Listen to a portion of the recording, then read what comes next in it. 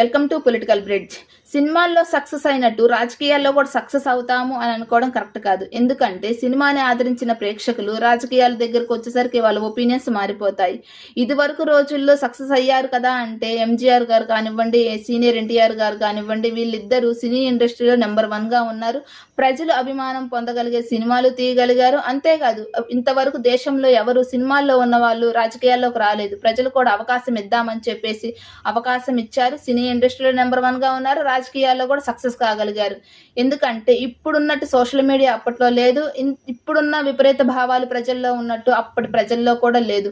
అందుకనే వాళ్ళు సక్సెస్ కాగలిగారు. కానీ వాళ్ళని ఆదర్శంగా తీసుకుని రాజకీయాల్లోకి వచ్చిన మెగాస్టార్ చిరంజీవి గారు కానివ్వండి, సూపర్ స్టార్ రజనీకాంత్ గారు కానివ్వండి, పవన్ కళ్యాణ్ గారు, విజయ్ గారు, వీళ్ళు నలుగురు రాజకీయాల్లోకి వచ్చారు. మెగాస్టార్ చిరంజీవి గారు ప్రజారాజ్యం పార్టీ పెట్టారు. పార్టీ పెట్టిన తర్వాత అసెంబ్లీ ఎలక్షన్స్ లో పోటీ చేశారు. పోటీ చేసిన తర్వాత ఓడిపోయారు. కొన్ని కారణాల వల్ల ఆ పార్టీని కాంగ్రెస్ లో మెర్జ్ చేశారు. ఇప్పుడు చిరంజీవి గారు పూర్తిగా రాజకీయాల నుంచి తప్పుకున్నారు.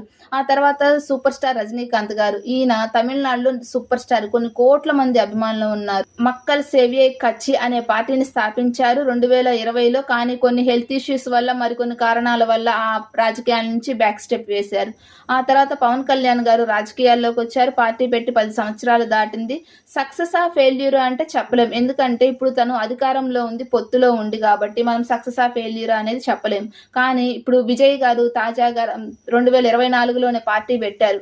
తమిళగా వెట్రి కజగం అనే పార్టీని స్థాపించారు. 2026లో జరిగే అసెంబ్లీ ఎలక్షన్స్ లో పోటీ చేయదలుచుకున్నారు. ఇప్పుడు సినిమా హీరోలు రాజకీయాల్లోకి సక్సెస్ అవ్వాలి అంటే అంగబలము, అర్ధబలము మరియు కులబలము ఇవన్నీ చూసుకోవాలి. ఎందుకంటే పొలిటికల్ ఈక్వేషన్సే మారిపోయాయి.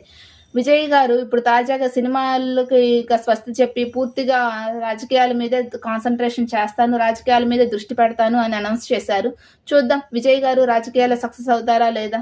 మీరేమంటారు? కమెంట్ చేయండి. వీడియో నచ్చితే లైక్ చేయండి, షేర్ చేయండి, సబ్స్క్రైబ్ చేయండి. థ్యాంక్